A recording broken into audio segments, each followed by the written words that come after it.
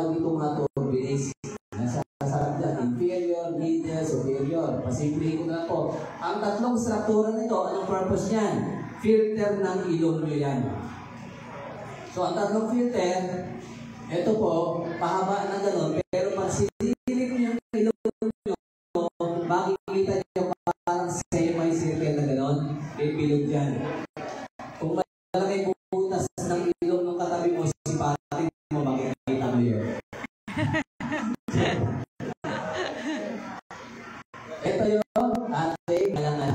So, ito yung ilong natin, yung nalangan. Kaya tingnan nyo po, minsan nakakamali ng iba, di ba pagka summer, usulit po yung bayoy-boy na tinatawag? Dumo-dumo ilong. Diba? Kadalasan kasi sa pagdurugo ng ilong, galing lang dito sa harapan. Usually sa bata, ganun din. Dito sa bandang harap. So, ang ginagawa natin, usually, ano po, pagdurugo ilong? Binabasahan? Dito, okay, meron tayong yellow dito. Tapos, tinatapal ilong. Diba? Ang problema kasi, mali ang positioning kadalasan. Nakatinayo. Dapat nakatungo. Matanamay ko kayo.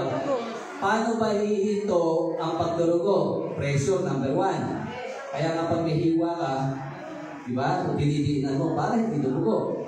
Pangalawa, hihinto yun once na nag-form ka ng blood clot, yung namuuna yung dugo. Doon yan hihinto, automatic. Tingnan mo kung dito nagdudugo ilong mo, tapos hitingala ka, tutulong ng dito ng tutulong. Hindi ka makaka-form ng clot. Tanda mo, ang lawang-luwang nito. So, nangyayari, tulo na tulo, mga susungo ka puro dugo. Kaya dapat, nakatungo kasi dito kailangan mag-form ng clot, hindi tatapon sa likod. Paliwanag. Kung isang ilong lang naman na dumudugo, takpan lang na gano'n, nakagano'n. Hindi mo kailangan dalawa Kung isa na dumudugo, hindi pa mga makahinga sa kanila. Diba? Steady lang ang pressure na gano'n, 15 minutes usually, 82 yan. Majority gano'n na. Kung walang ibang problema. So, basically, yan yung ilong natin. Kaya ang bata, di ba? Sino po dito may mga anak na nagpasok ng kung ano sa ilong? Meron po kayo na nagpasok ng pere, nagpasok ng buto ng santol. Yan yung mga tinatanggal ko kasi sa ilong Madalas kasi, pag nagpasok sila ng foreign body sa ilong, natatrap din ito. Hindi yan basta paglagay mo doon, laglag ka agad doon. Ang iniisip mo, kaya hindi lumalaglag kasi maliit ang butas, hindi maluwag po sa loob yan. Kaya lang, ito nahaharang itong coordination. Kaya nasisipan pa namin madalasan para tanggalin. So ito po, kaya may mga kurbang-kurbang ganyan kasi nga, humidifier siya. Ibig sabihin, hindi pwedeng ang pasok ng hangin sa ilong mo, no? Same ang temperature, lalo o malamig. Heater din siya Tapos hindi pwedeng dry ang air, dapat may moisture ng konti. Yun ang purpose kasi na kadalasan ng turbinates.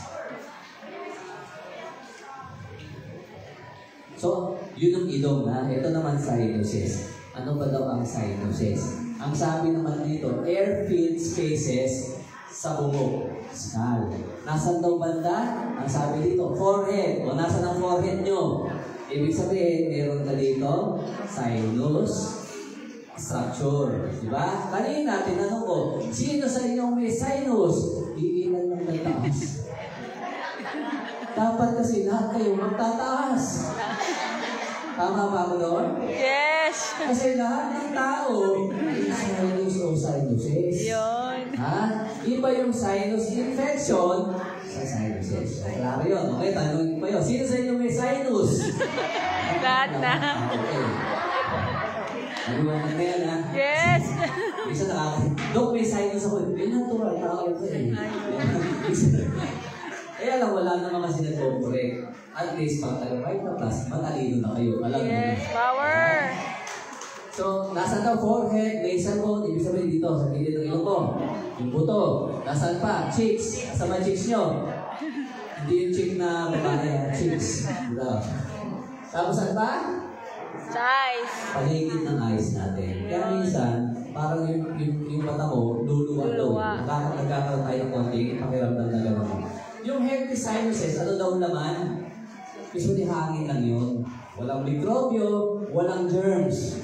Di ba? Kumbaga, labas-masok ng hangin at the same time, yung sipon niya. Kasi may coating din niya na sipon eh. Para ilalabas niya, tutulong naman. Ano bang role ng sipon sa ilong mo? Usually, panglinis din po kasi yan. Hindi pwede ng ilong niyo tuyo o kakakyan. Diba? Lahat ng internal organ natin, usually basa po yan. So ito yung mga sinuses po natin ha. Para madaling tandaan, ito po, isulat na lang natin yung abbreviation para may mnemonics kayo. Ano sabi dyan? Meron kang frontal. Asan yun? Dito. Tapos susunod, ano daw? Meron kang ethmoid.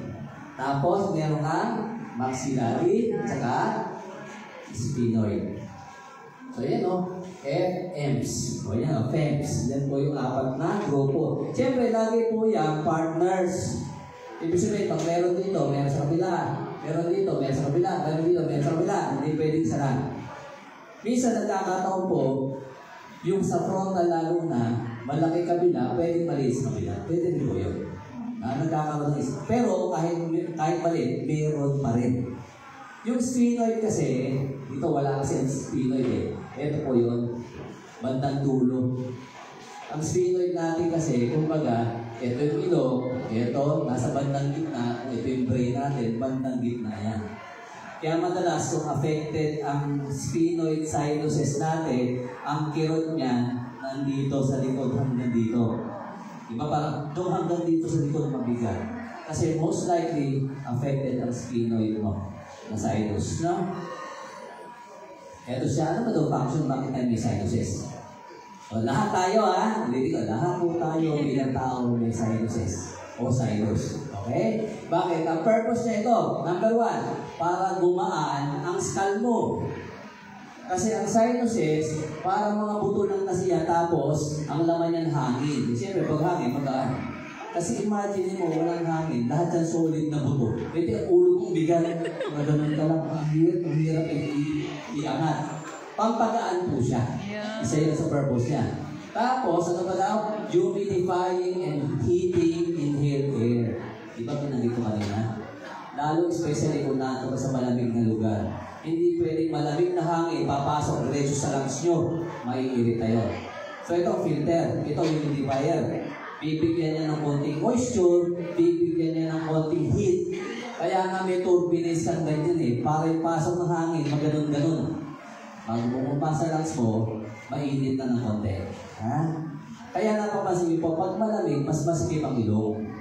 Pag lagi nga nasa aircon na sobrang lamig, ganon din ang reaction ng ilong mo, sumisikip. Bakit? Kasi ayaw papasukin ng katawan mo yung malamig na hangin sa lungs mo. Bakit? Lungs mo magkakaproblema. Ano pa isa? Sabi dito, increasing the resonance of speech. Kasi hangin nga siya, parang chambers siya. Pag nagsasalita ka, mas lumalakas. May resonance na tinatawag, no? Tapos, lastly, ang sabi kasi dito 3, bumili naman dito, bakit gano'n 4? So, ano yung last dito? Crumpled zone. Ano ba ibig sabihin ng crumpled zone? Naintindihan nyo? Ibig sabihin, ganito yan, no? Pag, halimbawa, bigla kang bumunggo sa isang sasakyan, pumampa sa mukha mo. Kasi kung wala kang crumpled zone, diretso ang damage sa brain. So, ibig sabihin, magko-collapse yung sinuses mo kasi nga, para mga manipis na buto lang yan, tapos hangin, gagano lang yun. Para siyang shock absorber. Basag ang mukha mo, pero preserve ang brain mo. At least buhay ka, kahit basag ang mukha mo. Diba? Parang halimbawa sa sasakyan, pag bumangga yan at may crumpled zone, hindi ka agad durog yung driver. Yung munang harapan niya, magka-crumble, gano'n. Diba? So, yun ang isang purpose kung bakit din tayo may sinuses sa harapan. Kaya kahit mag-fracture yan, as long as walang problema ang brain mo, buhay ka naman dun. Walang problema dun. So ito pag-usapan natin kasi marami lang po talagang kondisyon o sakit na involve ang ilong nyo, ang sinuses nyo. Kaya lang hindi tayo matatapos. Kung sa amin nga, kulang isang semestre yan. No? Kuha lang tayo ng 3. Yung lagi nyong naririnig, lagi nyong na-enkwentro. Ito naman yung lagi natin pwede maging dahilan kung bakit may problema ang ilong natin. Para at least maglang tayo ng basic knowledge. Number 1 is, walang pang-amoy. Tawag tayo doon, anosmia. Anosmia. Mamaya pag-i-house pwede. Walang pang-amoy. Ang benefit lang ng walang pang-amoy, umutot na yung katabi mo, hindi mo pa rin aamoy. Power.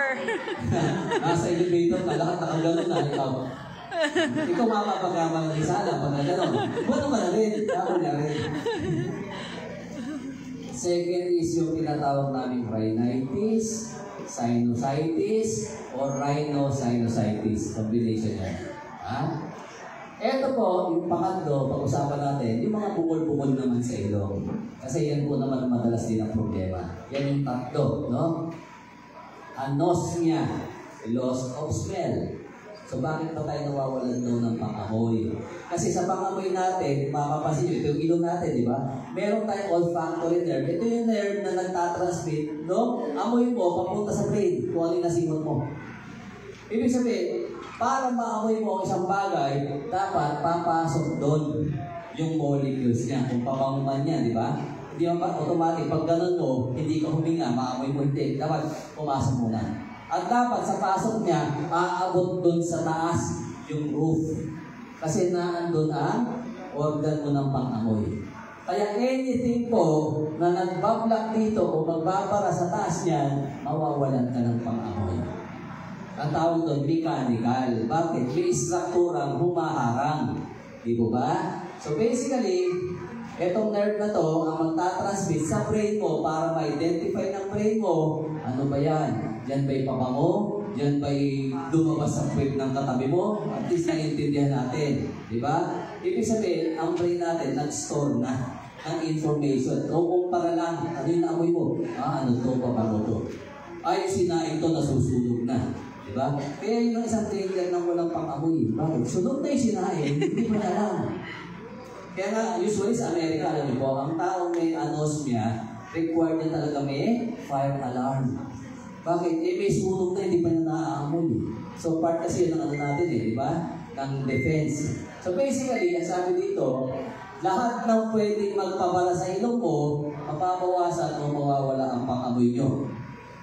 So number one, siyempre, paano mabumawala? Pwede meron ng sipon, may allergic rhinitis, o yung pang-isa na i-correct ko ha. Yung mga tao may allergic rhinitis, ang sasabihin, Dok, hindi na nawala ang sinusitis ko. O worse pa, hindi na nawala ang sinus ko, Dok. Pagka gano'n, tapos matino mong kausap, ang ibig lang niya sabihin, rhinitis yun. Most probably allergic rhinitis. Kaya pa ulit-ulit. Kasi hindi mo pwede sabing sinusitis na hindi gumagaling. Pag hindi gumaling yan, nasa ospital ka na o patay ka na. Bakit? Infection kasi yun. Diba? So kung nawawala pusa, babalik, nawawala pusa, rhinitis lang po yun, kadalasan, allergic rhinitis. Ano tayo ibig sabihin ng allergic rhinitis? Allergic ka sa something na nasisimot mo. May ayaw yung sistema mo, lalo yung ilong mo. Kaya madalas, babahing.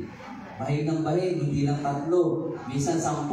Nagiging alarm clock na yan sa bahay. Di mo ba? Meron bang ganun sa inyo dito? Kung umaga na ng babahing. Yung bangbahing na labas ng utak na daw. Ganun kalalakas. Pagkatapos, babarasan din. Tapos tulo na ng tulo yung sipon na kulay puti. Tapos sasabihin ng iba, Dok, ba't ganon? Hindi na ako naubusan ng sipon. Kahit isina mo yan, basta hindi control ng allergy mo, magtutubig talaga yan. Yung iba naman, ito sasabihin, Dok, hindi ko maisina yung sipon ko, pero parado. Madalas, walang sipon talaga yun. Namamagalang ang turbines mo, kaya parado. Tapos pupwersahin mo isina. Diba? Pag sina ka na sina, anong masisira? Tenga. So lahat ng pwede magpabara ha, sipon, no po, aircon. Kasi siyempre, pag hindi maganda yung hangin, may nagpintura, kung allergic din ang magbabara talaga yan. Ha? Ito yung mga kondisyon kung bakit nagbabara ang ilong natin. Number 1, nasal polyp. Mamaya pag-usapan natin ng konti. No? Yun yung parang tumutubong naman sa loob ng ilong natin. Common cold, sipon. O sigurado naman ako, lahat kayo sinipon na sa buhay nyo. Di ba ba? Nung sinipon ka ba, bumara ilong mo? Oo naman, siyempre, infection din, di ba? Influenza, trangkaso. Kasi usually, pag may trangkaso tayo, hindi lang na ubo, pati sipon kasama na rin po. Ano? Nasal congestion, ibig sabihin ng nasal congestion, parado talaga ilong mo. Pwede may nasimot lang na chemical, no? Sinus infection. Sinus infection, sinusitis. Hindi sinus. Ha? Deviated septum. Ano ibig sabihin ng deviated septum? Baluktot ang parteng gitna o yung pinakatungkol ng ilong nyo. Ano yon? Halimbawa lang po, i-drawing natin. Kunyari lang ha, ito yung butas ng ilong nyo. Di ba may gitna? Yes. Ito po yung septum na tinatawag. Sa iba, matangkad dyan. Sa iba, siyempre, pag ako pa, crazy lang yan, di ba? May mga tao po kasi ito po, baluktot. So, ibig sabihin, kung ito baluktot na ganyan, halimbawa lang, baluktot siyang ganyan, di ba? So, most probably, mas masikip yung isang side. Kasi pag bumaluktot yan, nakaganon, siyempre, ito, mas maluwag ito.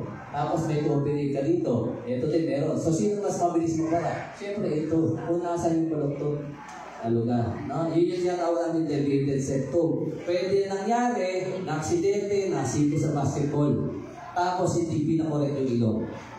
O marami din pong may ganyan, congenital, inborn, ibig sabihin, pinanganak. Pero ito sabihin ko sa inyo, wala pong perfectong straight na septum. Kumbaga, in some degree, meron talaga konti yan. Kaya lang, pag severe, doon nagkakaproblema. Hay fever, allergies yan, at saka yung latest na natin yung COVID.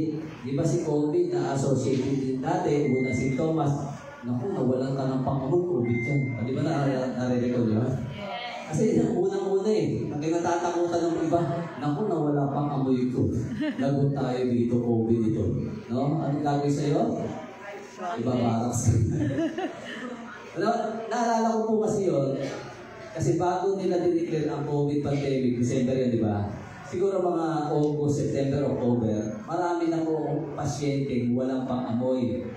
Hindi pa alam na COVID yun. Ibig sabihin, yung time na yan, exposed na po talaga ako. ENT ako sa amin magpapatingin yan Diba? So, paano ba kami mag-examine ng ilong? Face to face yan. Wala pang mas noon. Ibig sabihin, wala akong alam-alam. Anong problema nila? Nag-isip lang, bakit walang pang-amoy ito? Diba? Wala naman dagdag yung iba So, naiintindihan ko yun, exposed na ako sa COVID 3 months. Kaya nung tinatakot nila ako, sabi ko, na-expose na nga ako ng 3 buwan, hindi ako sinipon, ba't pa ako matatakot? Diba? Ang point ko is, siguro tinamaan na ako, mild lang, nakarecover ako. That's it. Diba? Natural immunity. Bakit? Batang vita pa sila. Eto pa.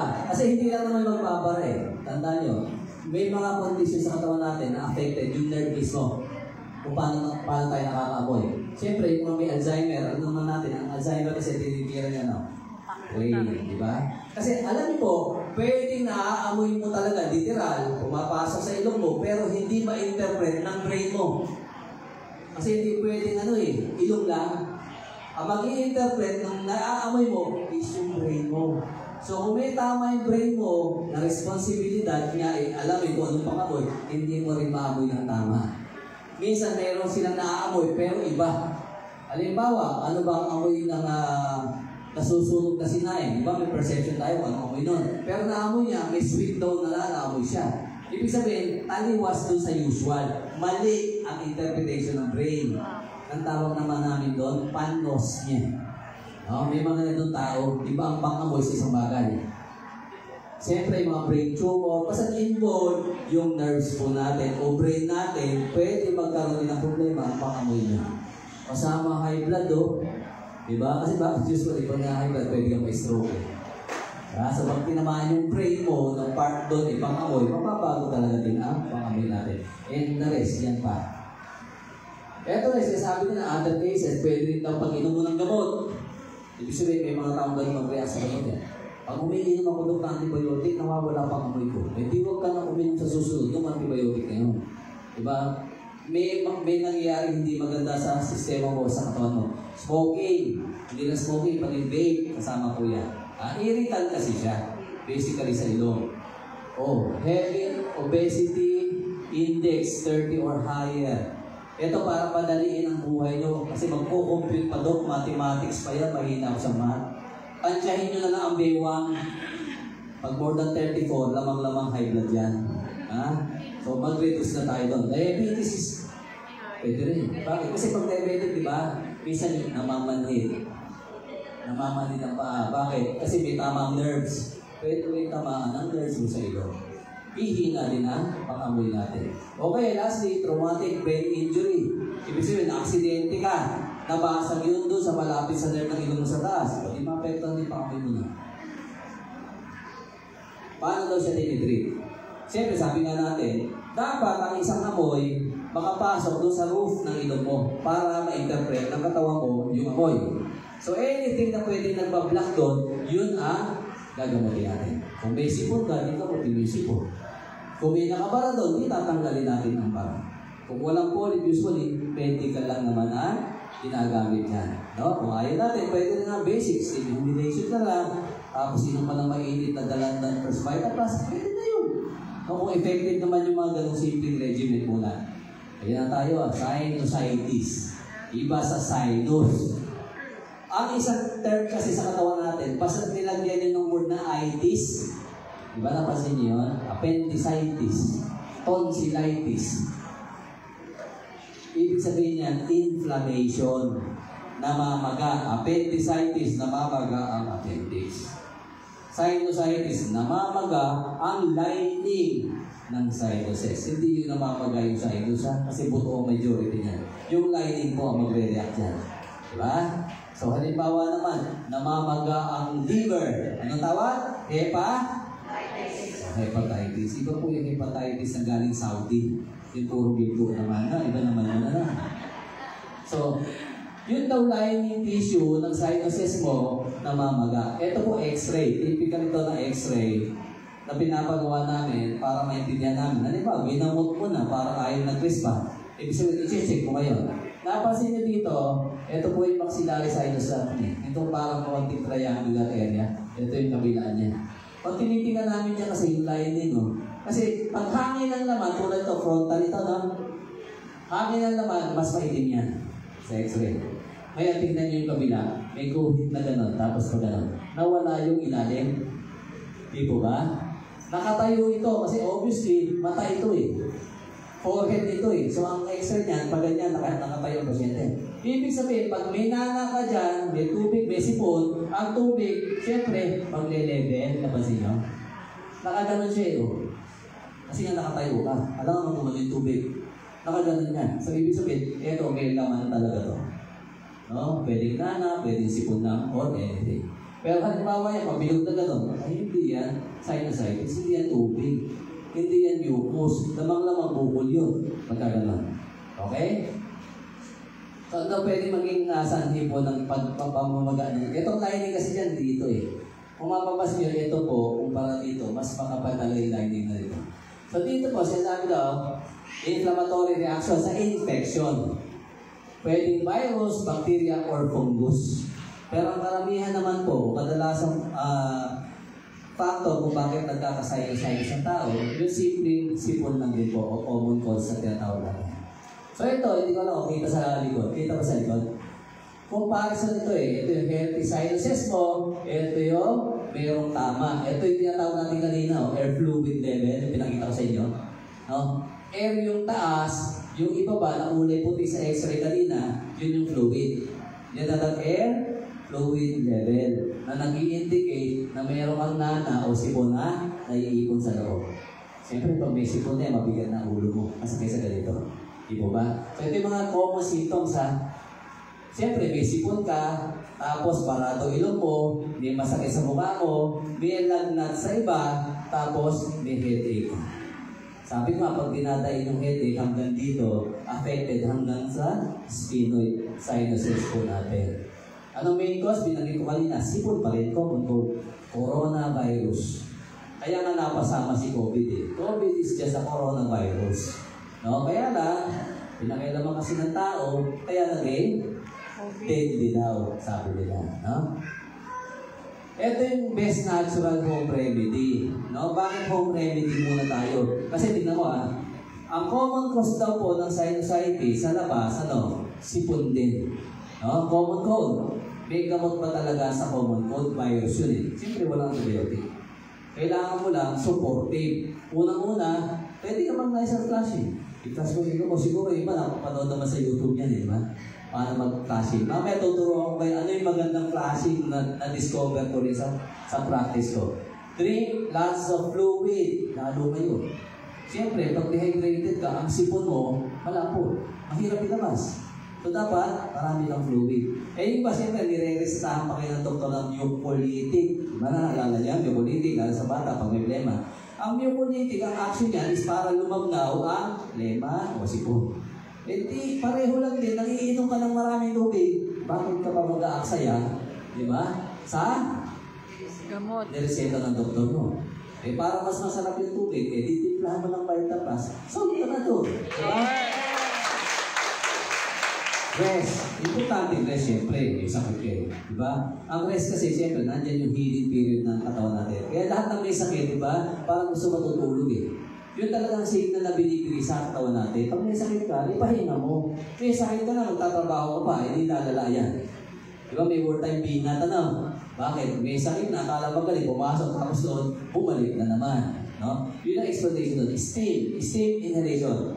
Kasi siyempre, yung steam, papasok sa ilong nyo, kung yung sipon nyo malagkit, lalabdaw ng konti. Mas madali siyang ilabas. O yan, number 5, guilty ang karamihan. Healthy foods. Ibig sabihin ng healthy food, fast food? Hindi. Diba? Ang ibig sabihin ba ng healthy food? Tinata? Nagbibinata. Ang ibig ba sabihin ng healthy food? Ano ang binanggit ko kanina? Fast food? Ano ba? Junk food? Siyempre hindi. Dapat no yun. Hindi nga dapat tawagin food yun eh. Diba? Lagi binabanggit sa health and food. Antibacterial foods. Tandaan nyo lang, wala naman talagang mikrobyo pa ang usual na sinusitis. Especially kung less than 14 days. Pero sa iba, 7 days, 7 to 10. Pag gano'n kasi virus muna yan. Ito muna, natural. Diba? Kaya lang, pinapakain pa rin ng antibacterial food para hindi pumasok yung mikrobyo. Diba? Mas maganda yung prevention. Kasi prevention is better than cure. Kasi pag tumuloy, bibili ka na naman ng gamot na antibiotics. Mahal mura antibiotics niya. Mahal eh. Diba? So ito po, pwede pala antibacterial foods. Ano bang alam yung mga antibacterial foods na pwede?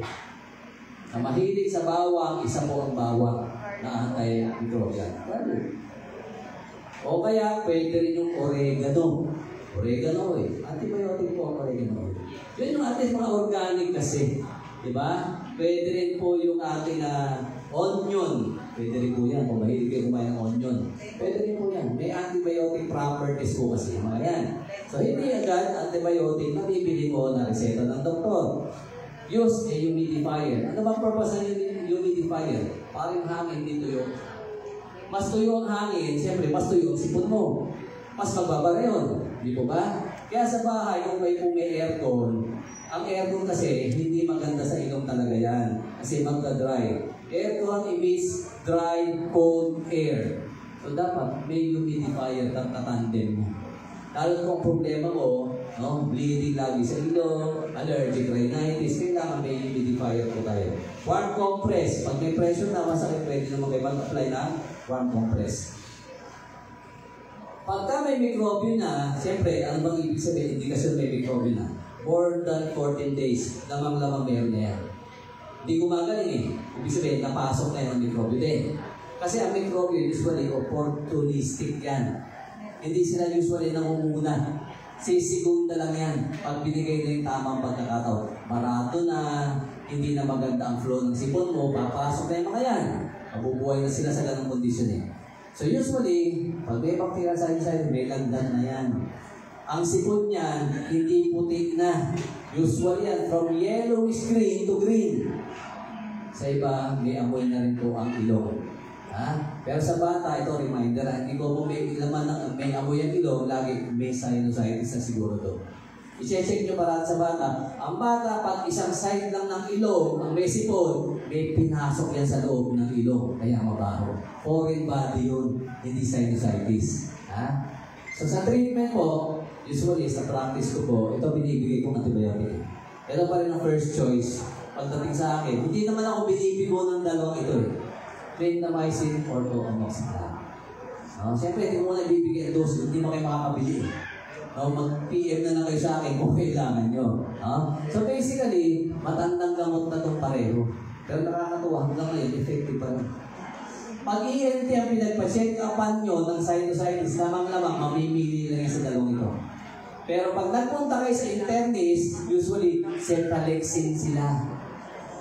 Kaya pagdating sa amin, natapos na hindi pa rin magaling. Bakit? Nangingialam, di naman kanilang legal, di ba? Nakapag-asos tuloy ang pasyente. At ito po ang lagi siya sa akin, once nag-start kayo ng antibiotic, lagi kayong iinom ng probiotics. Halimbawa, uminom ka, sabi ng doktor, antibiotic 2 times a day, bagat kami. Bago ka matulog, siguro mga 2 hours apart, inom ka kahit isang Yakult. Ba't kailangan? Antibiotic yan, antibiotic, anti-life. Papatayin yan lahat ng mikrobyo ng bituka mo, masama man o mabuti. Di ba may good microbes? Yes. Hindi pati yung patay. Pag namatay ang good microbes nyo, mas mahaba ang proseso ng paggaling nyo. Alam niyo ba yan? Ang problema, hindi alam ng karamihan doktor yun. So dapat, during antibiotic, meron kang probiotic. Pang-replace lang naman doon sa pinatay. Kaya iba diba nag-antibiotic nagtay? Ba't ka nagtay? Massive die-off, patay lahat mikrobyo, may toxin yun, magtatay ka talaga, ilalabas na dito mo rin. Para ma-prevent yun, probiotics. Pwedeng Yakult, pwedeng kimchi, o kung ano man ang gusto yung source ng probiotics natin. Hindi kasabay lang ng antibiotic mo. 1 week after pa, mag-probiotics na pa rin. Ang maliwanag yan? Kahit hindi man binili sa inyo ng doktor para sa sarili nyo, importante yun sa kalusugan nyo. Decongestant, anti-inflammatory. Bakit? Kasi nga, pag sinusitis, namamaga daw yung lining. Parado yun. So, nagbibigay. Katalasan kasi, pag internist, internal medicine, decongestant sila. Yung mga common na iniinom nyo na may decongestant, Neosep. Nakafarin. Mga decongestant yan. Yung mga cetirizine, anti-allergy po yun. Kung allergic rhinitis, pwede yan. Kaya lang minsan, ang wala kasi sa decongestant is anti-inflammatory. Eh di ba namamaga nga ang problema kaya hindi makalabas? So dapat nagbibigay ka ng anti-inflammatory. Ano yun? Usually favorite ko naman dyan, short dose. Gusto mo short dose, saglit lang na gamit. Short dose ng steroid. Para yung pasyente mo happy na 3 araw pa lang ang treatment mo. Lastly, ito nga po, mahalaga ang nasal flushing. Ibig sabihin, ipa-flush nyo talaga. Kasi sa market, sa aming mga clinic, usually, may nire-reseta ang majority ng ENT. Salinate sodium chloride solution. Ibig sabihin, ano may salinate sodium chloride solution? Asin na tubig. Tapos magbabayad kayo ng mahal. Ito pa masarap, ito pa isang traffic eh. Mas mahal po yung ocean water. Sipin mo yun, tubig sa dagat, i-sterilize, tapos 700, isang bote. Sabi mo, mahal namang tubig dagat ito. Diba? Isang racket na malaki sa practice namin. Kaya sabi mo, hindi rin naman ganun kaganda ang usual effect. Ito turo ko sa inyo ha. Ang best pa rin na nasal flushing, based sa practice ko po, ikaw ang gagawa. Huwag ka nang bumili. Madali naman to eh. Bumili ka ng baking soda. Isa ko yun. Bakit baking soda? Baking soda is basically antibacterial. Kung may amoy ang ilog, matatanggal din doon. Di ba? Panlinis nga siya ng banyo. Bakit doon? Kinumpara yung ilog ko sa banyo. Pero pag gawa siya ng tinapay, ibig sabihin, pwede. Pwede yung malunog, pwede pumasok sa ilog nyo. No? Kaya lang, ano gagawin doon? Hindi mo sisimutin yung powder, obviously. Titimpla nyo po sa isang basong tubig. Siguro approximately 250-300 ml warm water. Kasi nga, mas warm, mas mag-o-open yung ilog. Tapos bumili na kayo hiring-bilya, nakakabili naman sa Mercury, walang needle. Diba? Yun ang pangbubuhan nyo. 250 ml warm water, lagyan nyo na isang kutsara, baking soda. Expecto, pag pinas mo yan, masakit sa ilong. Eh nga lang mapasukan ng tubig sa swimming pool doon, masakit na, diba? Ganon din yun. Kaya lang ito ang technique dito, para mas okay sa ilong nyo, mas madadagdagan ang benepisyo at panlaban sa mikrobyo, maghanap kayo ng puno ng bayabas. Hindi yung puno ilalaga, yung dahon na po. Alam na natin purpose naman ng bata pa tayo. Lalo sa mga boys, di ba, sa probinsya. Panlanggas. Antiseptic, panlanggas. Sa sugat. magpakulo kayo nun. Hindi ko lang alam kung ilang dahon eh. Bahala ka na magtanong sa probinsya kung paano yun. Basta kulay yung tubig na parang brown, violet, di ba? Tapos, malamig yun siyempre, 1 litro nun, hindi mo mauubos agad yun. So, nakalagay sa kitchen yun. Lagay yun sa ref. Every time, kumukuha ka, ang lahating baso nun, yung pinaglagaan ng guava leaves. Di ba? Tapos, lalagyan mo ngayon ng mainit na tubig kasi malamig yung tubig nun. Para lukewarm ang lalabasan. Tapos, lalagyan nyo ng 1 kutsarang baking soda. Kuha ka ng konti, flush sa ilong. Tapos sa kabila din. Kung ilan ang kaya ng ilong mo, gawin mo. Pag walang baking soda, pag walang guava leaves, masakit sa ilong. Pero pag meron, mas masarap daw sa ilong, sabi ng mga pasyente ko. Alam niyo kung sino nagturo sa akin naman? Pasyente ko rin mismo. O diba? Nasabi ko pa, ang galing na na-discover mo, gagawin mo nga sa iba. It turned out, maganda talaga ang naging resulta. Kaya lang, ang problema ng iba, wala na daw bayaba sa lugar nila. Yun lang. O sa marami, mamigay kayo. Pag-ihingi naman kayo, huwag niyong ubusin, mamamatay ang dulo. Power. Punta naman tayo sa mga bukol, tumor, sa ilong. So basically, ang number 1 kasi dyan sa tumor is polyps pa rin. Polyps, no? Sa drawing kasi, yung parang ganyan mga konting na lumalabas, yan pwede na tawag namin nasal polyp. Nasal polyp, mag-isa lang. Pag marami, nasal polyposis. Kasi marami na. No? Usually, ang tawag yan yung mga tumutubo sa ilong mo o sa sinuses mo, na kulay ano yan eh, parang pale. Alam niyo yung ubas pag binalatan mo, ganon ang itsura talaga niya ng kulay. Para maintindihan natin kung nasa ilong mo, polyp o hindi. Kasi madalas may pumupunta sa akin mga magulang, bit-bit yung anak. Bakit? Dok, may nasipat ako sa ilong ng mga anak ko, polyp yun yata yun. O siyempre, examinin ko naman, it turned out, toothpaste pala, di kawawa naman yung magulang na pagastos pa. O at least, pag ikaw, meron mo yung basic knowledge, eto po, ano po yan? Normal hindi. Ha? Bakit hindi? Normal po yan. Yan yung toothpaste na sinasabi ko sa inyo. Pag side view, hiniwa mo yung ulo mo, pahaba yan. Pag sinilip mong ganon, semi-circle yan ganon. Pero ang pahaba yan, paloob. Filter yan. Lumalaki, lumiliit yan. Pag malamig ang panahon, mas malaki yan. Pag mainit, maliit po siya. Ang polyp is ganito. Ito definitely polyp. Kasi bakit? Barado na talaga ito eh.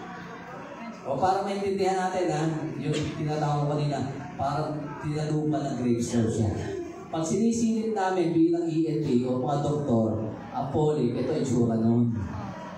Diba? O ito yung turbinase na tinatawag. Ito middle na to kasi ito yung ilalim niya. Ito po ang polyp. Mas maputla siya kesa sa normal na balat. Napansin niyo ba? O yun ang isang distinguishing doon, mas maputla siya. Tapos, meron kami nilalagay na gamot kasi dyan, decongestant. Ang decongestant, pag nilagay mo sa loob ng ilong, eto, biglang liliit yan. Eto, hindi magre-react, ganun pa rin. Ibig sabihin, pag ganun ang nangyari, hindi yung turbinase, polyp talaga yun, 100%. Siyempre, pag may polyp ka, parado ilong mo. Yan yung tipong may feeling talaga, singa ng singa, ayaw lumabas. Bakit? Hindi mo may sisinga polyp, laman po yan, hindi ng sipon. Naturally, pag may polyp po kayo, magre-react ang normal, ang mangyayari, sipon ka ng sipon dyan. Madalas na yung mga yan, nasusunod na biglang tutulo ang sipon. Bakit? Kasi nga, nagre-react yung normal dito sa abnormal eh. Magkadikit na kasi sila, dapat isilong sila. Klaro po yun? O ito, typical, na isang polyp ito. Halos puno na yung ilong niya. Lamang-lamang, dahil parado na yung ganyan, wala nang pangamoy yan. Pero ito, kung ganito lang makikita natin, usually may pangamoy pa po ito ha. Kasi bakit? Maluwag pa yung taas niya. Nasa taas po, problema, pag ang polyp mo nabara na yung taas, ihina na po talaga pangamoy natin. Sa CT scan, ito po, patayo din ha. Ito ang area ng mata natin eh. Mata-mata. Ito yung maxillary sinus natin. Left and right. Ito yung ilong, ito yung septum mo. Tingnan niyo po, hindi naman perfect na diretsyo yan eh. Sabi ba na iba, mayroong mga konti talaga hindi ko yan. Tapos umaayon yung coordinates mo para yung spacing niya, enough na para ma-filter, ma-humidify ang hangin sa ilong natin. So ito po basically, ito po itsura ng polyp eh. Hindi lang yung labas ng ilong mo meron, hanggang sa loob ng sinuses mo meron. Di ba kanina pinakita ko sa inyo, air fluid level, dapat diretso. Di po ba? Kasi nakatayo ka, siyempre tubig, ganun. Ito, diretso ba? Hindi, ganun. Ibig sabihin, hindi yan tubig. Laman na po yan. No, lamang-lamang, posible po, 90% poly po talaga yan. So, anong ginagawa po pag may poly, mga pasyente? Karamihan in-opera. Diba? Tinatanggal. Kasi kung makikita nyo, eto kasi madali lang ito eh. Ang tutuusin. Bakit? Ang polyp usually kasi parang ganun, di ba, nakalawit. Ibig sabihin, kung nakikita mo lang kung saan siya nakakabit, pwede mo nang gupitin yan dun eh. Tanggal na siya. Di mo ba? Bisa kahit OPD pwedeng gawin yan. Kaya lang hindi ginagawa sa inyo sa OPD yun. Bakit? Maiintindihan yung madali lang pala, hindi kayo mag-charge sa mahal. Diba? Sasabihin ng doktor, endoscopic sinus surgery. Ay, high-tech. Kaya pala mahal ang bayad. 80,000. Yung pala, binupit lang yan, tapos na. Ano? Problema din. Pag nagpapa-auto sa system, wala tayong magagawa. Kasi bakit? Sabi nga, di ba? Lagong billing. Makinig kayo minsan kayo po ka-test. If you are not your own doctor, you are a fool. Dapat may alam din kayo sa sakit niyo. Para hindi kayo lagi, operahan, ako-confine, etc. etc. Ha? Kasi uso na ngayon yun eh. Konting kibot, konting sakit, confine. Tama mali? Tama. Na-admit nga ang tao, UTI eh. Tama? Noong araw na naman ganun eh. Kasi ang point is madali kayong balansin. Sabihin na kakalat ang UTI sa dugo mo, alam mo na talaga yan. Kaya bakit ganun ang takbo din ng utak ng mga doktor ngayon? Alam nyo, ang problema yung sistema eh. Majority ng doktor nyo kung hospital-based siya, stockholder din ng hospital. Siyempre, pag in-admit ka, doble kita niya. Kita niya sa pagdodoktor, professional way, privately, at kita niya sa dividendo ng hospital. Hindi doble kita. Ikaw naman, todo-todo gastos, kawawa ka naman. Kasi bakit? Hindi ka nag-aaral. Kaya pasalamatan niyo po yung mag-invite sa inyo dito. At least kahit na paano, pwede rin naman gamutin eh.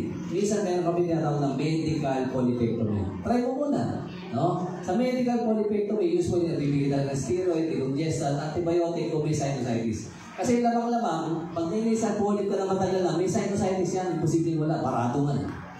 Diba? So sa flushing, importante po yung binanggit ko kanina. Bakit? Yung baking soda at guava leaves na solution po, nakakaliit ng polyp pala. Sabi mo, nagpasalamat ako doon sa pasyente, sinabi sa akin yun. Bakit ko na-discover yun? Siguro na-discover ko yun yung January lang, itong taon na to. Meron po akong alagang pasyente na may nasal polyp. Kaya lang ang problema, takot talaga magpa-opera. Kahit anong gawin mo, ayaw. So medically, ginagamot ko siya. Gamutin ko, liliit. Tapos uulit na naman after 3 months. Nagbigay ako ng baking soda flushing, ginagawa naman niya, pero ganun pa rin. Diliit, mabalik na naman. After 3 months lagi. Kaya kabisado ko na yung record niya. Noong January, nagbalik sa akin. So bago ang pasyente pumasok sa kwarto ko, pag alam ko pasyente ko na dati, sisipatin ko, para alam ko na yun, gagawin sa kanya. Papasok ko lang yung pasyente, ano sabi ko sa pasyente? Ma'am, kumusta yung ilong mo? Umaangal na naman ba? Kasi 3 months na eh. In-anticipate ko na, nabarado na naman. Alam niyo sabi sa akin? Actually, Doc, hindi nga po eh. Ay ko, ba't ka nagpunta dito? Gusto ko lang pa-verify anong nangyari. So, nung sinilip ko yung polyp niya, nagulat ako, nangalahati. Ay ko, anong ginawa mo? Doc, yung flashy, kasi umuwi siya ng ilo-ilo. Diba? Sa probinsya kasi, common naman ang practice maglaga na tao ng bayabas. So, ang ginawa daw niya, naglaga ka sa baking soda, pinagsama niya, masarap daw sa ilong niya. Tapos, gumagaan ang pakiramdam. So siya ang nagturo sa akin noon, hindi ako ang nagturo sa kanya. Sabi ko, ma'am, kung ano man yung ginagawa mo, ayos ito. So ititingnan ko kung sa ibang pasyente ko, effective siya. Kadalasan effective po siya. Power! Simple mo, natuto yung doktor sa pasyente. Kasi ganun lang ang learning. Hindi ko kung ikaw ang doktor, ikaw lang lagi may alam. Diba? Experience ang magtuturo sa atin. Hindi naman lagi textbook eh. Ano yung percentage naman daw na ang bukol, cancerous? Eh, siyempre, yung terno iba eh. Yung bukol, cancer yan. Maliit lang naman, 10% lang naman. Ibig sabihin, kadalasan po ang bukol sa ilong hindi cancerous. Most common na bukol po sa ilong ay ano po, nasal polyp. Pangalawa po, yung tinatawag namin na papilloma. Parang pulugo sa ilong. Usually tumutubo naman sa septum yun. Medyo pahaba siya ng konti na gano'n. No? Pero the rest, common po yan, hindi cancerous. Ano yung risk factor para sabihin natin, yung bukol mo malamang-lamang cancerous yan. Ito po yung mga risk factor na pwede natin makita sa kanya. Kung smoking ang pasyente o kaya nagbe-vape, hindi rin po safe ang vape. Kasi bakit? Meron naman siyang taglay na ibang chemical. Kaya lang, kahit hindi ka naman smoker, yung kasama mo lagi smoker, second-hand smoker ka pa rin. Diba? Kasi siyempre noon naman talaga air pollution. Kaya lang, majority ng pasyente ko po na nakikitaan ko na may cancer sa ilong, ito talaga number 3 ang problema. Yung mga chemicals. Ano sabi dyan? Exposure to Chemicals. chemicals and irritants. Kaya madalas yan yung mga nagtatrabaho sa gawaan ng furniture. Diba? Bak sabi dyan kasi, wood dust fuel from glue, alcohol, formaldehyde, dust from flour, chromium, and nickel. So yung mga gumagawa na kasi may leather yan. Usually ang leather, meron din yung formaldehyde preservative. O kaya nagtatrabaho sa textile. Bakit? Kasi ang tela, meron yan formaldehyde. Kaya may ibang amoy yung tela pagbago. Kahit ang t-shirt niya pagbago, di ba ibang amoy? Bukod sa print pa niya, na chemical din po. Kaya sabi ko, usually, nagbabarnis, nagpipintura parate, prone po talaga yung mga yan. Saan? Pag-form ng cancer sa ilong. Kaya double, advice sa kanila na protection na hindi pwedeng ordinary mask lang kasi fumes ang kalaban. Dapat natin gano'n respirator na tinatawag. Yung last is exposure to human papilloma virus. Itong papilloma virus na ito kasi pahamak talaga sa tao yan. Yan din po ang responsible saan? Sa cervical tumors. Di ba, Dr. Ano? Si papilloma. Siya din yung basically na kulugo O kaya sa ibang tao kasi, hindi basta kulugo. Nauuwi talaga sa cancer. No? Depende na po yun. Etong CT scan na to, papansin ko lang sa inyo. Ito ang maxillary sinus mo, di ba? Ito. Yung kabila, kita ba? Ibig sabihin, may laman, ano? So, ito po, ang outlet kasi niyan sa taas. Ewan ko ba, ginawa talaga ng Diyos na gano'n. Kaya ito, mahirap i-drain Sige po, yung sipon mo dito, ilalabas niya, kaya pa siya bago ilabas. Kaya madalas po, ang maxillary sinus nagde-drain paggabi, pag nakahiga na kayo. Kaya minsan, yung mga may sinusitis, diba, tutulog ka sa gabi. Pag gising mo, saan mo walang problema mo dito? Kasi bakit? Tutulog yung galing dito, lalabas yun kasi nakahiga ka na. Pero kung nakatayo ka parate, never kasi mahirapan talaga yun. No? So ito po, mapapasin natin, punong-puno. Tapos ano nangyari? Ito kasi buto. Tapos ito yung kapraso, lalabasan niya. Ito kasi kapraso na lang yung buto. Ibig sabihin, yung bukol dito, yung tumor, lumabas na. Sinira na pati yung buto. Ugali ng cancer yan. Tawag namin yan, bony erosion. Nilulusaw yung mga katabing buto, tapos lalabas. Eventually, makikita mo na yan sa labas ng ilong. Ito po, turbinates ito normal ito. Ang turbinates, may buto, may konting naman. Pero itong kabila, wasak na yan. Pansinin nyo rin ito pumasok na yan sa bandang mata. Kasi bakit? Ang partition po ng ilong at mata, malipis na yan. Yan yung ethmoid sinuses nyo. No? Kaya madalas, tingnan yung mga simptomas Pag may cancer sa ilong, o may bukol ka sa ilong, cancer man o hindi, madalas, siyempre may rapang huminga. Parado Kung isang side lang. No? Bihira naman talaga may cancer sa paranasal na dalawa parati. Usually isang side lang yan. Pagtataka ka, bakit ito lagi mabigat, ito lagi may sipot, kabila, okay naman. So yun pala isipan po yun. Frequent headache, siyempre may pressure May masakit sa ulo niyan. No? Loss of sense of smell, kasi nga puno na. Diba? Alam naman natin mekanismo, bakit hindi makaamoy. Parang yung taas. Nosebleeds. Hindi yung mga foreigner ka usap, dumudugo. Etong dalawang to, lagi common ito, tsaka itong tatlong to pala. Nawawala yung pangamoy, dugo ng dugo ilong, kahit di naman talaga summer o kung ano, basta pusa na natutulog dugo, tapos lagi meron, parang sipong lumalabas. Pag gano'n, pa-check up mo na yan. Lamang-lamang, may cancer ang ilong yan. Kasi ang polyp, hindi po prone magdugo.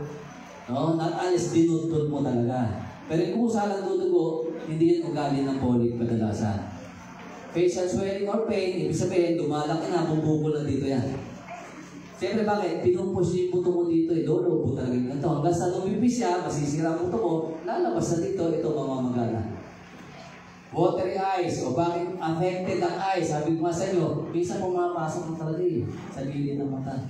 Kaya iba nga, hindi lang watery eyes nabubulan pa, may visual problem.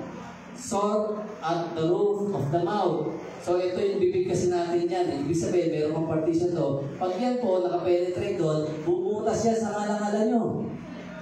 So posible din yun, pag may nakikita na dito sa ilalim ng ngalang-ngala natin, na parang malambot, nakabukol na gano'n, lamang-lamang, merong bukol ang sinuses niya, maxillary. Pero ano ba, sinipat mo, natakot bigla sinipat yung ngalang-ngala, may nakitang dalaw sa gitna. Yung ganito po, ha? Halimbawa lang, ito yung ngalang-ngala natin.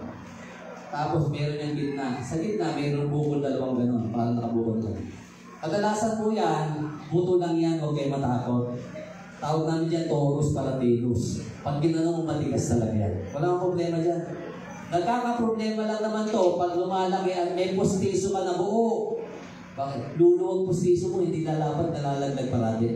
So, anong gagawin natin doon? Tatanggalin mo, hindi. Magpapalit ka na ng postiso, mas mura po yun. Ha? Yung postiso mo may unga na gano'n para mag-fit ng doon po. Ha? Kasi bumabalik din po yan kahit kayo rin namin So, lump in the neck. Siyempre, may bukol ka dito. No? Nakaumpok dito, dumudugo, mo. Tapos pagkapa ng doktor, may kulani. Malaking porsyento, cancerous. At ibig sabihin ng kulani, kung akalat na yung tumor mo, pababa. Lastly, difficulty in opening the mouth. Di na makakanga. Bakit? Usually pag gano'n abot na hanggang dito, yung bukol natin. Next stage naman po, pag hirap na yan, umanga. So usually pag cancer, ito naman ang basic ginagawa, di ba? Surgery, radiation, chemotherapy. Kahit anong mga cancer, diyan dumadaan, tapasin nyo. Kaya di ba may mga pasyente talaga, ayaw na mapa-opera. Lalo ayaw magpa-chemotherapy. Marami akong pasyente ganyan. So minsan, naghahanap ako anong option. Itong option na to, hindi po ito option ng lahat ng ENT. Yung ipapakita ko sa inyong option is personal choice ko po ito, personal na regimen ko to sa kliniko. Kasi hindi naman pwede sabihin natin, ayaw mo pa-opera, ayaw mo na radiation, ayaw mo ng chemotherapy. Bahala ka sa buhay mo. Anong sabihin mo ganun? Kaya nga nagpunta sa akin yan humihingi ng tulong bilang doktor niya hindi po ba? Masasabi ko, hindi na kita magagawa kung ayaw mo, pumunta ka na lang sa iba. Hindi man ako ganun. Kahit pumunta sa iba, ayaw talaga Ano yung pababayaan mo na lang, pasyente yan. Kawawa naman, di ba? So yan yung years ng practice ko na nakita mo. Ito yung mga uubra na posible, ha? Alternative approach, complementary treatment. Bakit alternative? Kung ayaw talaga, any of the three, A, B, C, D, di ba? Chemotherapy, radiation, surgery. Ayaw kahit alin doon. Pero minsan, pumapayag ng surgery. Ayaw lang ng chemotherapy. O yun papasok, complementary naman yun. Ibig sabihin, kuha ka ng konti sa kabila, kuha ka ng konti sa alternative. That's complementary. Magtutulong sila. Kasi, sa akin, as much as possible, kung talagang kayang tanggalin ng operasyon, mas mabilis. Huwag ka na lang magpa-chemo. No ako sa chemo talaga Ganito ako sa chemo.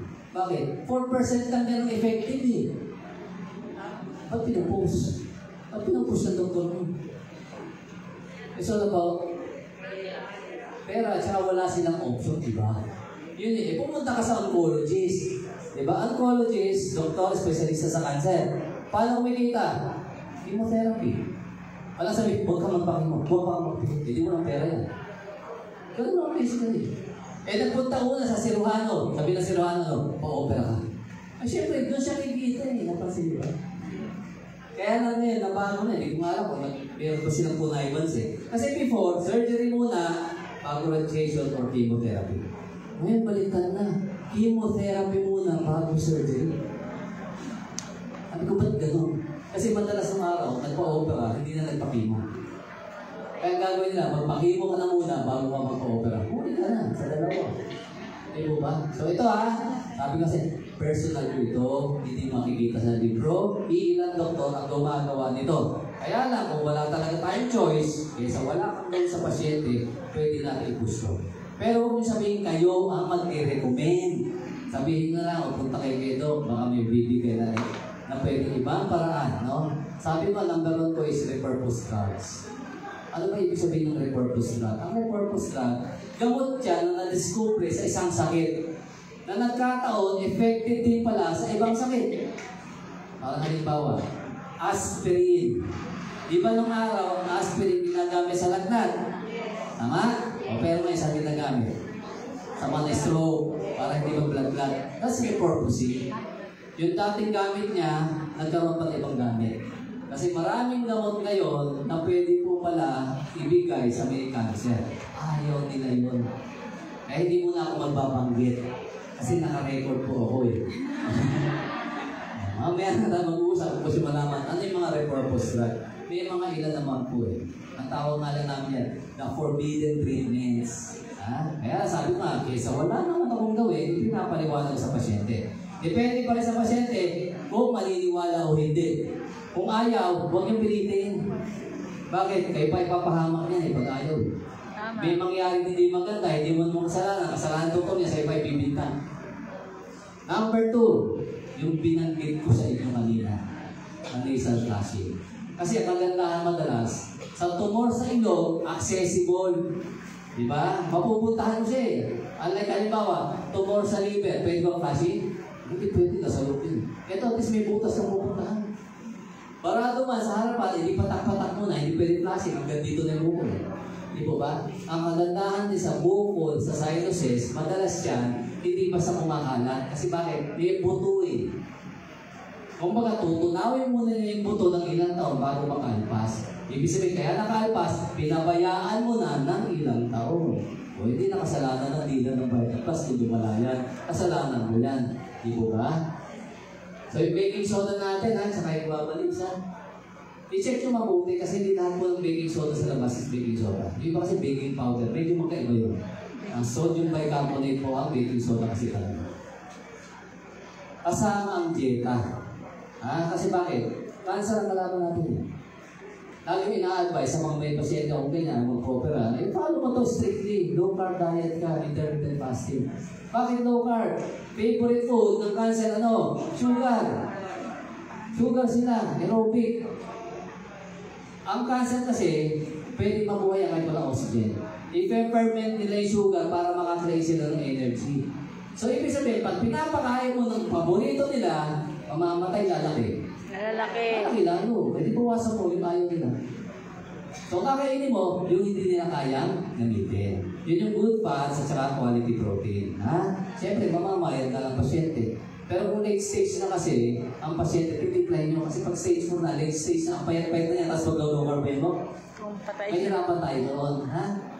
So, intermittent fasting, importante. Bakit importante ang fasting? Alam niyo bang binabanata ng fasting ngayon, ng mainstream medicine? Merong report na sinasabi, yung mga nagpapasting daw ng more than 18 hours, mag-prone mag-heart attack. Okay, maniniwala ko. Alam niyo kaya sinisiraan? Bakit? Umuunti o nababawasan ng may sakit sa puso at diabetes. Ayaw nila nun. Diba? Matagal na ang tao design sa fasting. Kasi bakit? More than 18 hours na fasting, magre-recycle ka na ng katawan mo. Ano ibig sabihin yun? Autophagy ang tawag namin doon. Kakainin ng katawan mo ang sarili mo. Wala kang pagkain, wala kang fuel. Gagawa yan. Anong gagawin ng katawan mo? Maghahanap siya ng ibang source. Wala ka ng taba. Wala ka ng store sa liver mo. So, anong gagawin niya?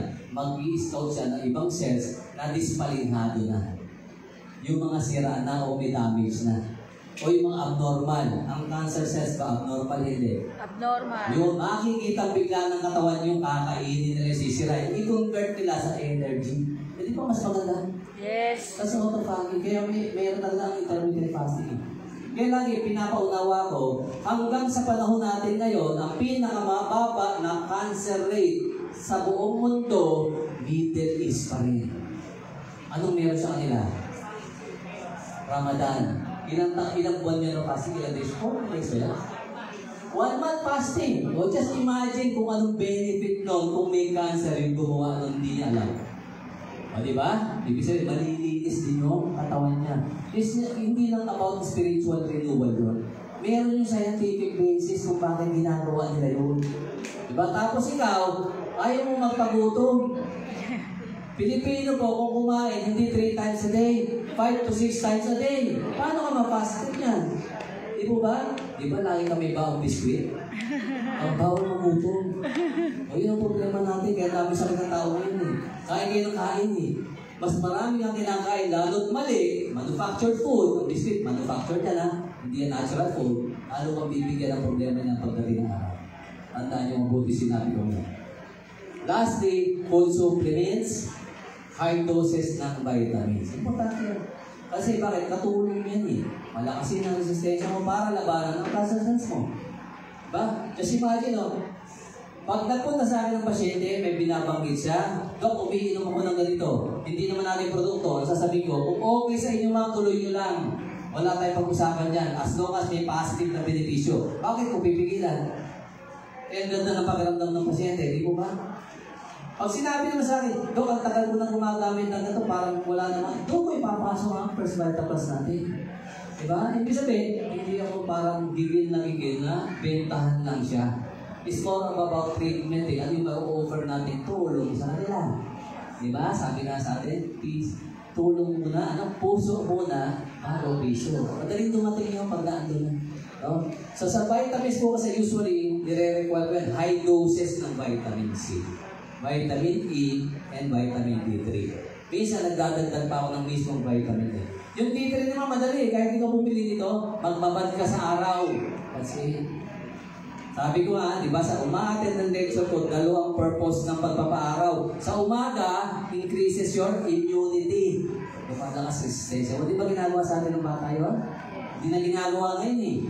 Di ba? Tapos, yung sa tanghali, sabi nila bawal daw. Napansin niyo ba?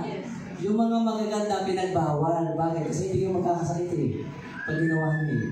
Pwede magpainis sa tanghaling tapat. Bakit? Yun yung nagpo-produce ka ng optimum level mo ng vitamin D3.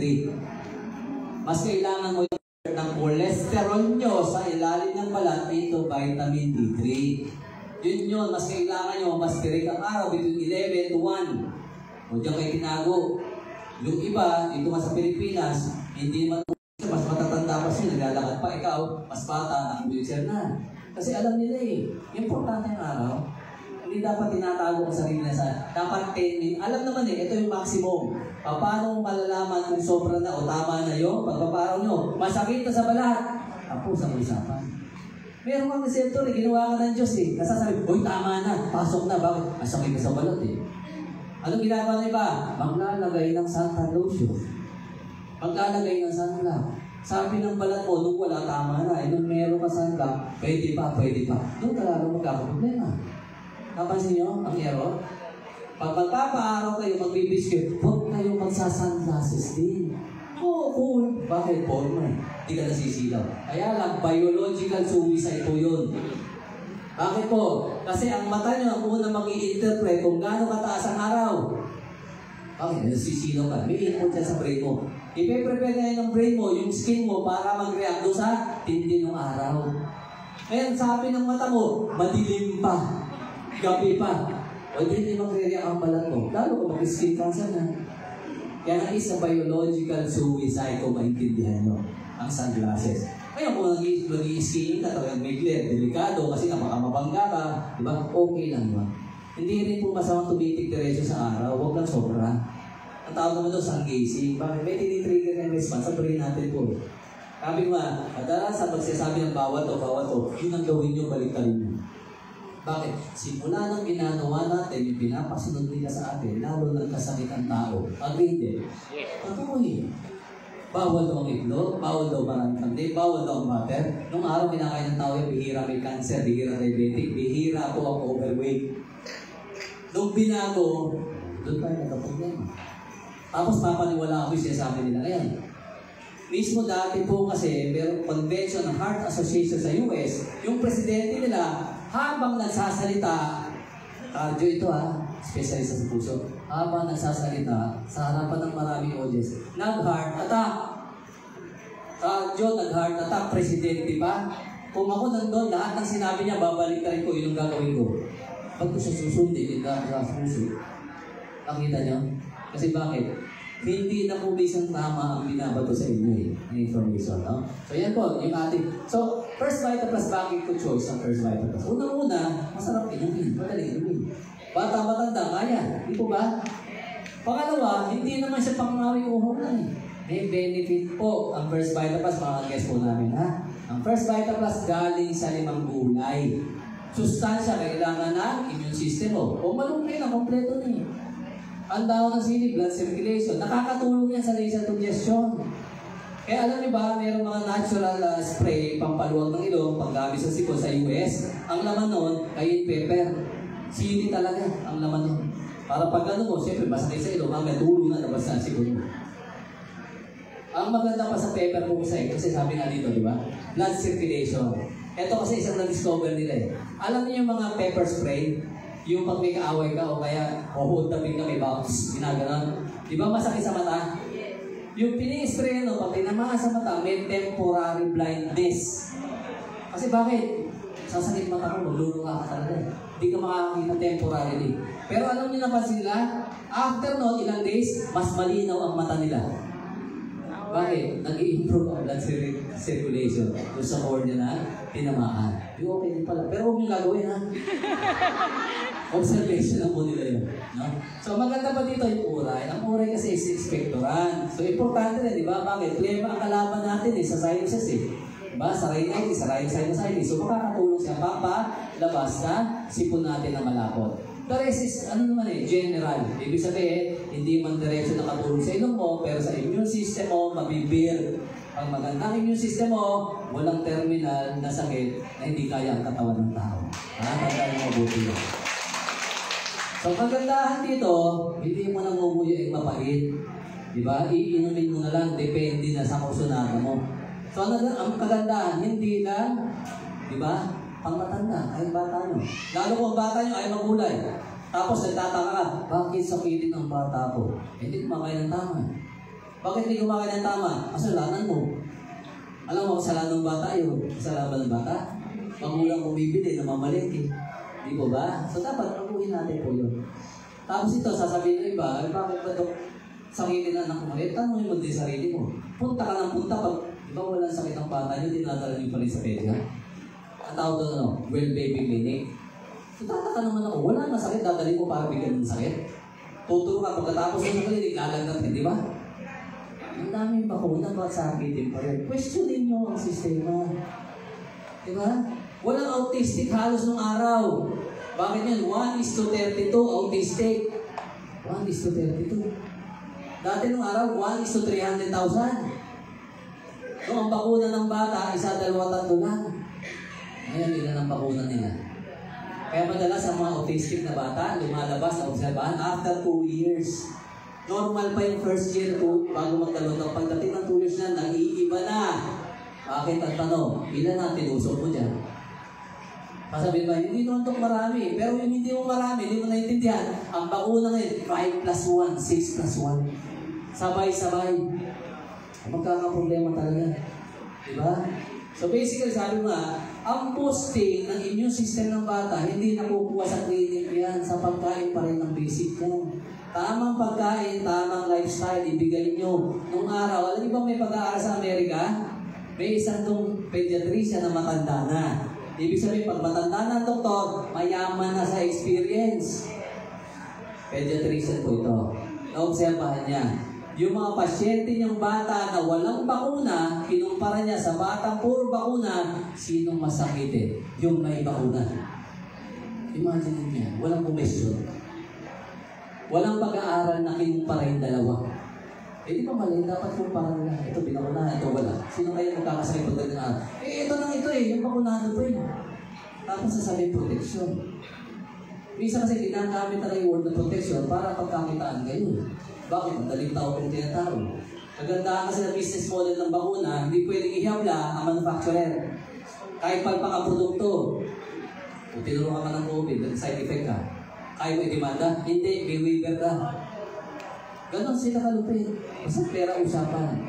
So sa akin, sa choice ko pag sinus ang problema natin, allergic rhinitis, rhinosinusitis, ito po ang ginagamit ko talaga. Dalandan gold pa yun tayo, ha? Kasi mayaman sa vitamin C. Mayaman sa vitamin C, boost the immune system, o nutrition, resistance, o gaganda pa daw, balat natin Gano'ng kaganda yan? Di pa mapait, kaya ng bata. Kaysa ang bata mo, dadali mo para antibiotic, decongestant, gagaling sa red, pero na naman. Ano yun? Puro na tayo antibiotics. Kung pwede naman tayo natural. Kaya halimbawa, hindi rhinosinusitis, hindi naman polio, hindi naman basic na sipon lang, o congestion sa ilo, ang problema cancer na. E di lagyan mo dito, sa guyabaan ng gold naman tayo. Pwede naman umakyat sa plato ng problema. Kasi alam naman natin ang power talaga ng guyabaan natin, di ba? Basta bukol, tumor, majority nagre-respond ng maganda sa guyabano, gold po natin. So, mayaman din siya sa vitamin C, increases body's defense. No? So basically, ito lang pakita ko kaya, ito yung isang living testimony na pasyente ko. Yung iba narinig na ito eh. Yung iba nabasa na siguro sa Facebook, si Doc Jodo. Kilala nyo? Nagbigay na once ng testimony ng dito. Ang problem niya is maxillary cancer, stage 4, actually 4C. Ano ba ibig sabihin ng 4C? Dulo na. Wala na. Surrender na ang doktor. Kahit specialist sa cancer. Yun ang masabi sa kanya eh. Okay, nasabi sa kanya, pwede naman natin sir operahan. Ayaw niya. Bakit? Kasi ang tumor niya andito. May tama na yung mata. So basically, sa cancer surgery, hindi lang yung bukol tatanggalin mo, pati yung katabi. Kasi hindi natin alam kung may kalat eh. Ang sabi sa kanya, tatanggalin din ang mata niya. Eh bata pa to, teacher po ito. 40 plus lang yan. Sabi niya, Dok, matatanggalin ng mata ko. Eh, wala naman depresya paningin ko. Kaya lang kasi, nagpe-penetrate na yung cancer doon sa ilalim ng mata niya. By yung theory ng margin, tatanggalin mo talaga yung mata. So, ibig sabihin, kalahati nito, tatanggalin mo. Natanggal mo, kung sa yung quality of life ng pasyente. Palagay mo, hindi ma-depress. Minsan doon pa namamatay agad sa depression mo. Na-opera mo, okay. Ang problema, siyempre, pangit siya, na-depress siya, lalong bibili sa buhay niya. Ayaw din ng chemo. Umayag sa radiation. Sabi ko, nagsisaga ng opinion. Wala naman ang problema sa radiation kasi nga, loma lang yan. Pag hindi umubra, talagang wala tayong choice. Gumawa tayo mahakpa. Nagpa-chemotherapy siya. Doon mismo sa cancer institute namin. After 1 month, walang nangyari. Wala lang yung laway niya. Nagtuyo-tuyo. Diba? Tapos sabi ko, wala tayong choice. Sundin mo na ako. Kahit tapos kami, binomba talaga namin. Guyabano ko, platinum, guyabano. Laro-laro kami. Minsan pineapple na platinum, ganun po. Kaya strictly, nilagay ko siya sa low carbohydrate diet and intermittent fasting. Alam nyo, kahit yung cancer, especially sa cancer institute namin, nagulat. Bakit po? Sa mga sa mga kaklase niya, doon sa treatment niya, lahat patay na, buhay pa siya, 3 taon na. Kaya sasabi ko lang yung cancer, kasi meron pa rin. Pero ito pa, lahat ng kasabayan mo. Sabi nga sa kanya, ang tibay mo mo. O bakit matibay? Buhay pa. Plus ito. Power! Tingnan yung mga posting niya. Kung meron kayong problema, o pasyente, kakilala na may cancer, ayaw maniwala sa inyo. Kung wala kayong mahagilan na doktor, nandiyan ang Facebook eh. Hanapin niyo siya. Kasi sinasabi naman na niya doon ang istorya ng buhay niya. May cancer siya, hindi siya nagpa-opera, hindi siya nagpa-chemotherapy. Anong ginagawa niya? Vita plus lang at saka low carbohydrate diet. O yun yung kinakain niyo. Broccoli. Walang Anti-cancer kasi. walang carbs talaga, halos siya. Ngayon nga po, sanay na siya. Once a day lang niyang kumain. Wow. PE teacher yan, natutuloy ng volleyball eh. Diba yung sabihin, yung ibang tao, pag hindi nakakain ng kanin, nangihina daw. Eh bakit siya hindi? Namayat, yung namayat. Pero ang point ko, pati buko niya namayat, hindi okay. Ano ba? Gawin ang buko, ito lang ginagawa. Kaya nga sabi namin, nasubukan mo naman yung kabila, nasubukan natin ang Vita Plus, saan ka mas masaya? Sa Vita Plus. Kaya pila na ito. Power! So thank you very much. Tapos na po ako. Have a nice day. 1, 2, 3, go! Power! Okay po. So ito po, hindi pa tayo tapos ha. Ang kagandahan, magandang produkto natin, magandang training, natututo tayo kahit hindi kayo doktor. Yes. Diba? Kaya lang, hindi sapat nakalusugan ng parami tayo ha. Dapat may laman ang bulsa. Yes. Okay? So ito naman po, tama-tama. Ang next na magtuturo sa atin, hindi pong teacher po ito. Kaya lang, ang leksyon, ituturo niya, paano tayo yumaman. Okay sa inyo yun? Yes. Okay, palakpakan mo natin. Welcome, Upline Teacher Bertie Poyawan.